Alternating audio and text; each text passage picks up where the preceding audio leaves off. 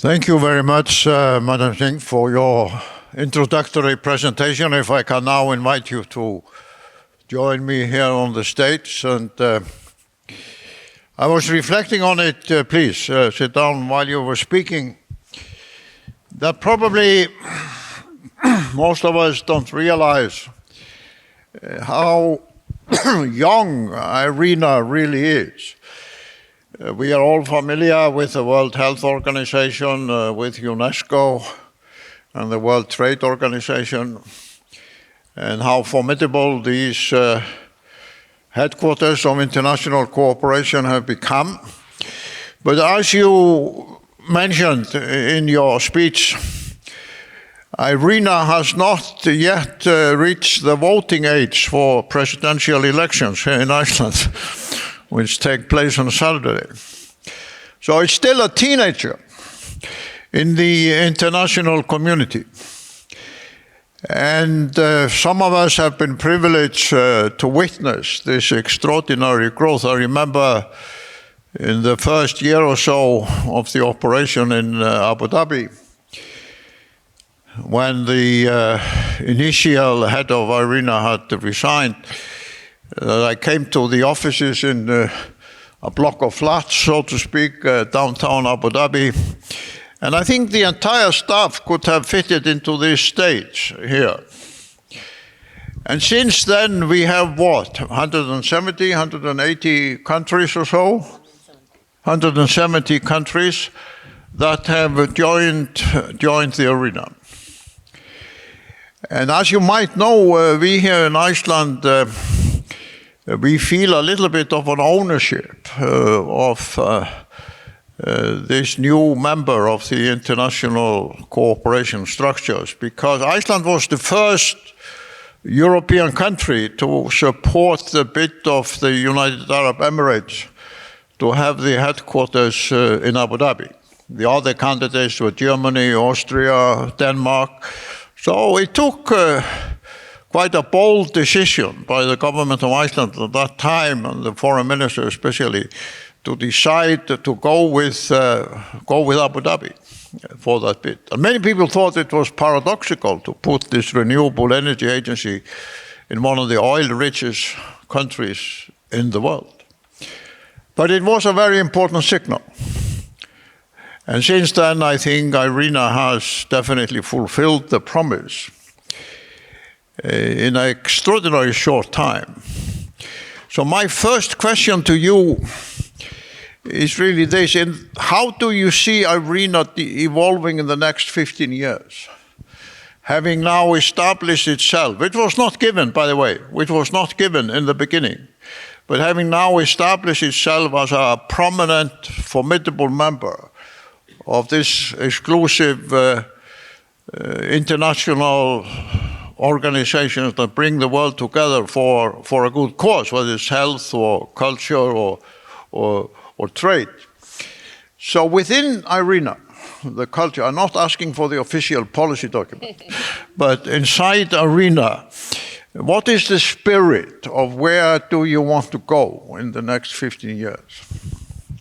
So let me start by saying that I hope all of you realize I'm really in an awkward position, being interviewed by whom we were inspired by as the champion for geothermal globally, and Iceland and geothermal, I think, are both the passion of former President Grimson. So it's really an honor for me to be sitting here and answering these questions. I think for us, one of the things that pretty much defines a very small set of professionals that comprise of IRENA is the passion that all of us bring to our work. So work for us is not just another day job that we go and do. It's something that we live and breathe, and I think that's what really will define anyone you will meet from IRENA is really passionate about renewable energy and the role that renewables will play in the energy transition. Another thing that I think is becoming very clear to us, because now we have we have 170 countries as our members. So naturally, the kind of pressure that we get from the countries to be able to respond to their various needs is very high. But that's what makes us feel that we are relevant. Because a lot of agencies can slip into irrelevance if you don't have this kind of a back pressure demanding constantly much more from you. And that has in fact brought us to rethink about where we want to go in the next 15 years. And I think a very important role that we will play, along with building on the very strong analytics and the knowledge that we have been able to deliver to our membership. We also think that much more, even though we are not an implementing agency, but we would be able to facilitate much more action on the ground, because that's what members are demanding from us, and to bring together and do the policy advocacy and the advocacy for bringing much more climate finance to renewables on the ground. Well, I gave you a perspective of 15 years. But as you mentioned in your introduction, the COP28, this extraordinary successful gathering on climate in your host country a few months ago, declared the aim which you put on the screen of multiplying renewable in the next 6 years. 6 years. So my next question is it possible? Or is this just yet another declaration of hopeless aims that are put forward by international gatherings? And while you're thinking about the answer, let me remind all of us, because you also put solar and wind up there. If anybody had said 15 years ago that the scaling up of solar and wind would reach the dimension which we have now seen almost all over the world, nobody would have accepted that prediction. So we have a track record in renewables of solar and energy of multiplying in a remarkably short time. But this goal of COP28 in the next 6 years, yes, I say again, is it possible? I think after looking at how, as a global community, we were able to respond to COVID, which was something that we've never seen in our lives, and we responded and we were able to do something which we all thought was very difficult. I think similarly, I think the will is there, the political will is there. There is a momentum that has been set. We have been, achieving higher and higher amounts of renewables that is getting deployed. But I just want to take you back to some of the discussions that we were having at the G20. Because G20, if you look at them as a combine, they would have to be responsible for nearly 85% of the target. The G7 has already committed to this target, and the G20 has also said we want to see it go in this direction. Now that was a very, very tough negotiation that went through, because this wasn't easy for countries like China, which have already done a very high amount of renewables, to talk about tripling. But it did come through, and it came through because the leaders of these countries really do think that they want to make that happen in this very short frame of 6 years. For us at IRENA, we were actually sitting with almost 7-8 countries that came to us and said, show us the analysis, show us why and how the trends of what we have been doing can actually lead us there. And it was these very detailed discussions that we were able to show that, there's an ability that each of you as countries have to make that cut. It requires that slight push, which there's no reason why you shouldn't be doing it. But I think it's possible. It's very, very tough, but I don't think it's beyond the realm of possibility. No, I tend to agree with you. And I think the example we've seen in China, for example, in 2010, when the expo was in Shanghai, and it's only 14 years ago, China had only done a tiny little urban heating system in cooperation with us in Iceland. Now we have that cooperation producing in just over a decade the largest geothermal project in the world. Another example which I thought of when I looked at your slides is actually Turkey, which you listed among the leaders in geothermal electricity production. And it reminded me that almost at the beginning of your chart, 2006, 7, or 8, I had a meeting with the then Prime Minister of Turkey, Erdogan, who has now been the president of the country for a long time. And I talked to him about the geothermal potential of Turkey, and it was absolutely clear. I was the first person in his entire political life who had ever told him that Turkey had an opportunity in the geothermal sector. But you have to hand it to the guy that he followed it up with a lot of projects and power stations. And I witnessed him coming to the World Future Energy Summit in Abu Dhabi a few years later, describing the ambition of Turkey. And he has actually delivered. It's a remarkable chart, if you remember it, that you showed on your screen of the growth of Turkey. So you mentioned the G20. You have China, you have Turkey, and other examples. But India, India, where we have spent a lot of effort here in Iceland trying to move India in the geothermal, and I don't easily give up, but in the end I just stopped talking to them about it. But then, of course, you see this transformation of solar energy in India, where within the Modi time as Prime Minister, India has become one of the leading solar energy countries in the world. What will it take to let India engage in a similar geothermal growth as Turkey? I think a meeting of yours with the Prime Minister. Well, yes. And I think that. No, seriously. I mean, we brought the Energy Minister of India to Iceland. We organized seminars. We pointed out to them that Kashmir had hugely rich geothermal resources, and you could use it for defense purposes of India up in Kashmir. If that is not an argument for India to defend Kashmir, I don't know what is an argument.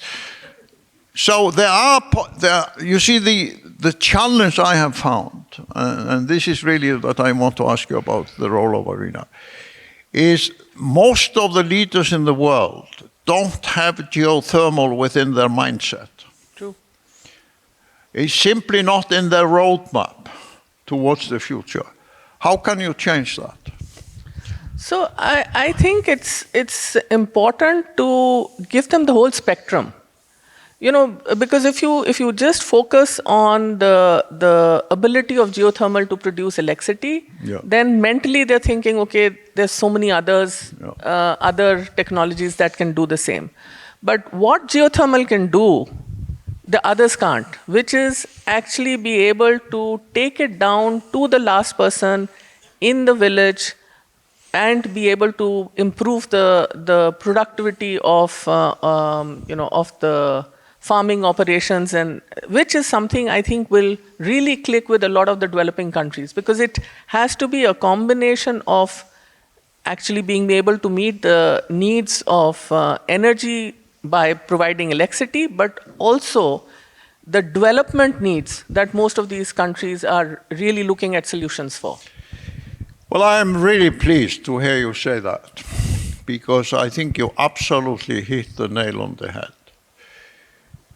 I have also found that in earlier times. Here in Iceland, for example, when we first started talking about bringing the geothermal lesson of Iceland and expertise to other countries, most of the scientists and the engineers and the leaders of the power companies wanted to build electricity power plants in other countries, because that was the respectable thing for scientists and engineers and CEOs in the geothermal sector.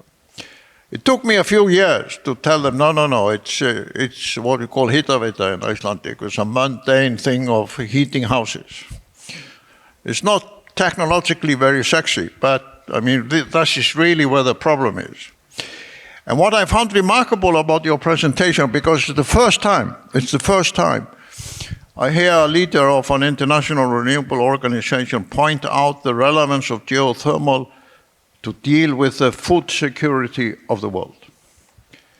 And the combination of heating and cooling cities, which requires about 50% of the energy produced in the world, and meeting the food challenge of a planet which has almost 9 or 10 billion people, that's the core. That's the core of the geothermal message. And I think here in Iceland, it means that the heating and cooling model and the greenhouse application and the fish farming and so on we have done here is probably the most important part of what Iceland can contribute to the world, with all due respect to Helliseiði power plant and the Nesjavellir power plant, and even the Landsvirkjun new power plant up in the north. So let me ask you this, point blank.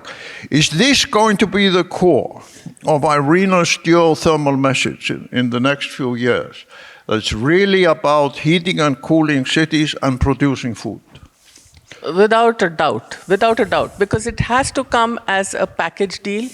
It has to get the decision makers excited about what's in the package, and it has to also speak to the development and to this very important aspect of the way the migration is actually happening into cities which need to be heated and cooled depending on where they are. And the urbanization which we are all seeing is part of the future world that we have to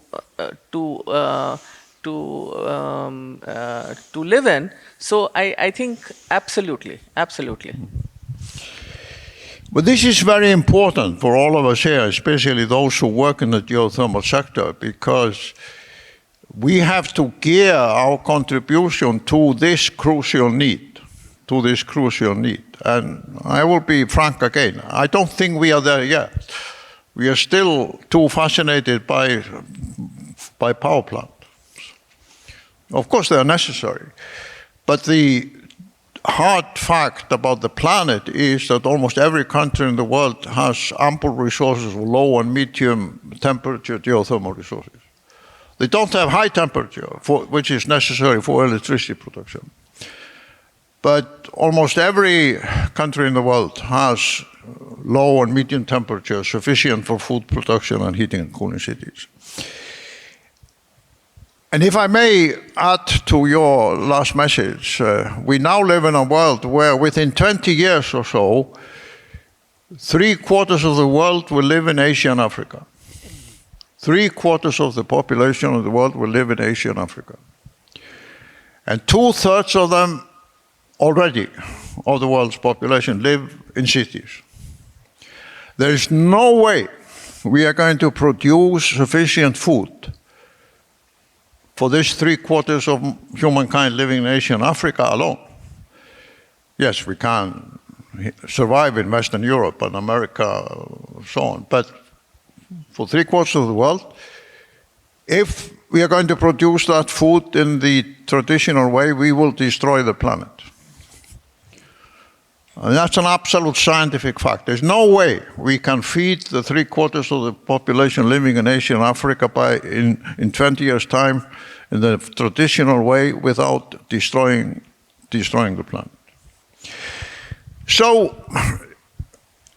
far as I know IRENA, this message, which you put on the screen and you've now repeated, to concentrate the renewable geothermal energy message to the world on heating and cooling cities and producing food, will that require a restructuring of IRENA so you can really bring in global partners and serve as the key instigator of this monumental transformation? Because it is a transformation. You're absolutely right. I mean, I think it's a lot to do with how we as a global community will adapt ourselves to the change in climate and bring that kind of climate resilience into our way of life. And I think in that, geothermal will play a big role. And I just want to add that when we talk about migration into the cities and for cities to become big, what we are also saying as a corollary that it's the women who are getting left behind to manage the farming operations, and they are the ones who have the responsibility of looking after the family and the elderly who stay behind in the farming communities. And this is a technology and solutions that geothermal can bring to women who I've seen understand technology, but who also understand that how they can actually become more resilient as being providers for the family and also the excess going into the market. So I think it will require a paradigm shift. There's no doubt about it. It's as you said, talking electricity is seen as being very glamorous, and it's the megawatts and the gigawatts that always get people excited. But I think it's these development needs, it's the reality of urbanization and the new cities that are getting formed that we need to open our eyes to. And collaborations, international collaborations definitely need to be geared to address this, and more people should be talking about it. I think the more this gets put out there as a message from champions like you and by other decision makers who are looking at what the future looks like, I think that's when the shift in the paradigm will happen and the collaborations will come together to make it happen. Well, I thank you for the compliment, but I could give you a long list of people who have not listened to what I've told them over the years. I was also impressed by one thing you put on the screen. I'm not sure if the rest of the hall noticed it, was how you brought in drying of food in one of your charts, drying of food. There was for a long time, maybe there still is, a company close to the Blue Lagoon which dried cod heads and fish bones from the fishing plants in the region. And they used geothermal heat to export cod heads and fish heads and bones to Africa. Because by drying the food, you don't need to freeze it, you don't need the electricity, the power, you don't have the same impact on the atmosphere. And I used to take a number of heads of states and others to this bad-smelling location close to the Blue Lagoon. In the end, they smelled of fish for the rest of the day, so in the end I had to stop. So this thing you put, this first time also, I see on the screen from IRENA the drying of food. And more than 10 years ago, we tried to get going a cooperation between IRENA and Iceland and some African countries to bring this experience of drying food to drying meat and drying fruit and drying vegetable in Africa. Because a lot of the things get wasted of the food production in the rest of the world because you cannot preserve it. So what are you thinking about bringing this drying of food into this? Because their geothermal can have an enormous impact. So I think there is a lot of demand for food processing, which also involves drying, the drying process. And I'll just give you an example of a very recent meeting I had with the Director General of Renewables in Indonesia, who told me that their national oil company, Pertamina, had found that in an island close by, they have a lot of geothermal energy that can get exploited as electricity, but the community is not willing to allow them to do those operations. And so what she said is that can IRENA bring us those solutions from Iceland, Turkey, and wherever they exist to get these communities engaged in these food processing, low heat operations of geothermal, so that they see the benefits and hopefully will let us also build a plant there to take electricity to the larger island of theirs. Because their thing is that the community was saying that the plant gets built not for us, but for another larger island nearby. So what's in it for us? So I think this the development angle of what geothermal solutions can bring to communities is a very powerful message. And at IRENA, I think we are all geared up. And I would like to thank Iceland for giving us a secondee whose expertise we are definitely going to use in being able to engage with countries and get this message and solutions to them of what can actually happen when you use energy coming from right below the earth next to you. Well, as was mentioned before, I have been a number of times on this stage in various capacity, but this is the first time I sit here without any clock counting down the time in front of me. So I have no idea whether we have overstepped our time limit. Probably the reason why you are standing there is that we have overstepped our time limit. But next time, have our clock ticking on the screen here. But thank you very much for making the trip to Iceland. As you realize, we have not only a warm heart, but a strong support for IRENA. We believe it was a fundamental addition to the family of global institutions. And it's also one of these global institutions where Iceland can actually play a very significant role, difficult in a number of the others. And if I can summarize your message here today, you seem to be urging all of us, and that is the new message of IRENA, of engaging in a paradigm shift within the geothermal sector, away somewhat from electricity power plants, over to heating and cooling cities and multiple forms of food production and food security and food preservation in every part of the world. That's a historic message, my friend. That's a historic message.